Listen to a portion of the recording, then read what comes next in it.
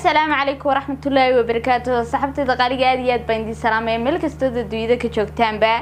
أصحابتي ku soo biirtay iyo kuwii hore ila joogay baan salaamaya fadlan hadii ay tahay markii kuugu horeysay soo booqatay channelka subscribe inoo saar waayo waxay noo tahay dhiirigelin videoga like gare oo share gare oo la wadaaga asxaabtada qaaliga waxa jira dad badan oo subscribe aan saarnay hadana ay daawada 70% bilis walaalo xaasnimadu waxba kuma tarasay kulli boodi daawatay channelka subscribe inoo saar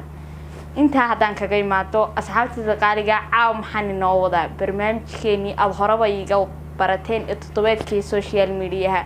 kaasi oo aynu kaga hadalno amba ku falanqeyno amba ku qaada dhigno ama afkaarteena iyo raayigeenaba ka dhiibano in waxa social media todobaadka ku soo kordhay laba qodob baan caaw doonaya inaan kaga hadlo oo social media aad u haystay saana u dhex wareegay maalmihii dhaweed ama todobaadkan dhexdiisaba labada qodob waxay yihiin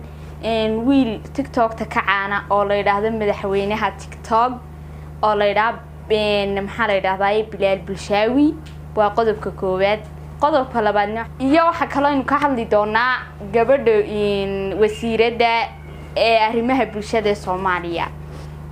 asxaabtida qaaliga hadii aan ku horeeyo wiilkan la yiraahdo madaxweynaha TikTok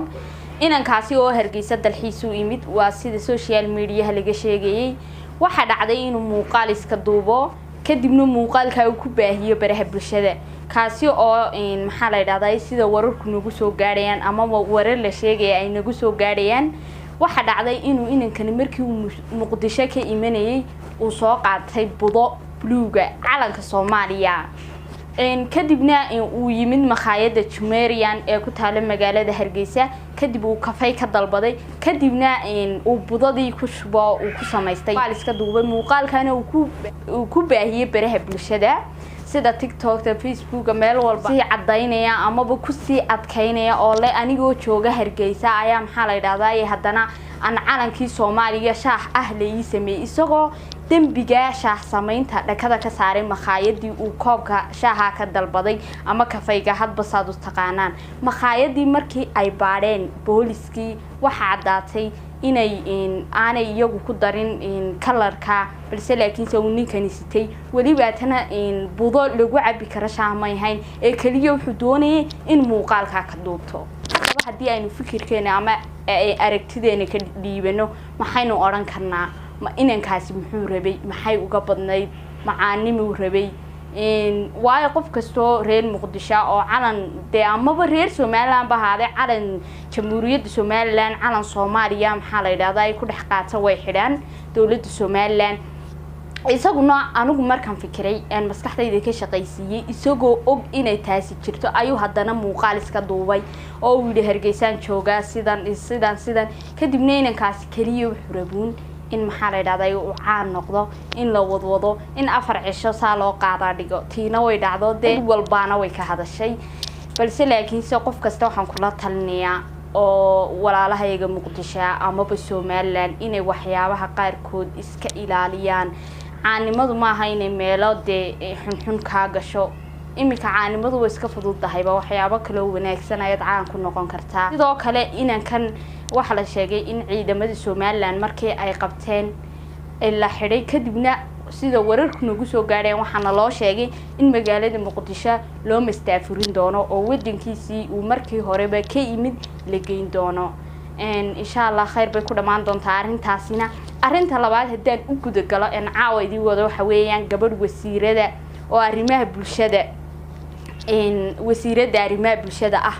oo arin ruuxaanti aad iyo aad iga yaabiyo bulshada Soomaaliyeed oo dhanna ka yaabiyo soo bandhigtay taasi oo baarlamaanka Soomaaliya hor dhigtay in maxaa la yiraahdaa ninku uu nin guursan karo naagtuna ay naag guursan karto يعني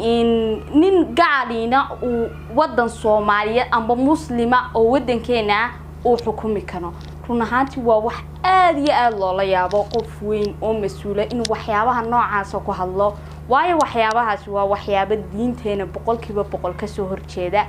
aan diinteena islaamka dhanaba ka soo galin waa shuqul gaaleed waa wax hay'ad iyo waxaan de wadankeena qasaya ay wataan run ahaantii aad iyo aad baan uga xumaaday waxaan u noqday arin aan ka aamusi kari waayo gabadha ama wasiirada ama madaxda waxaan kula talinayaa inay arinka dib uga laabato oo ilaahayna u toobad celiso waayo ilaahay waa qafuur raxiim dambi kasta oo sameysana uu dhaafaa ma garatay marka waxaan leeyahay inaad waxyaabaha waliba ku doodo oo maxaa la yiraahdaa hal iyo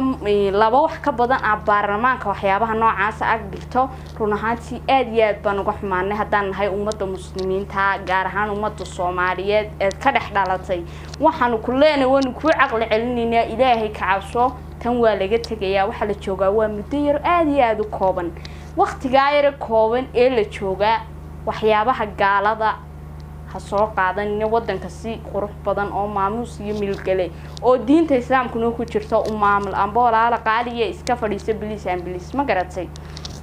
ilaahayna u toobad celi baan ku leenay waan ka soo horjeedna waxaas wax dhaqankeena iyo diinteena islaamka midna waafaqsan maaha de waxaan ku ri waanada hadaad maqlayso hawadan ku soo marinaynaa asxaabtayda qaaliga barnaamijkeeni toddobaadkii social media aan ku soo qaatay caawa labada qodob intaasaan ku soo gabagabeynaya intaynu ku kulmi doono barnaamijkan mid lamid ah ama barnaamijyo kale aad iyo aad u xiiso badan waxaan idinkaga taginaa sida ay nabadgeliyo mar labaad hadaan nagu cusubtay channelka subscribe noo saar sidoo kale like garay videoga oo share garay oo la wadaaga asxaabtaada aad iyo aad baan idin salaamay meel kasta joogtaan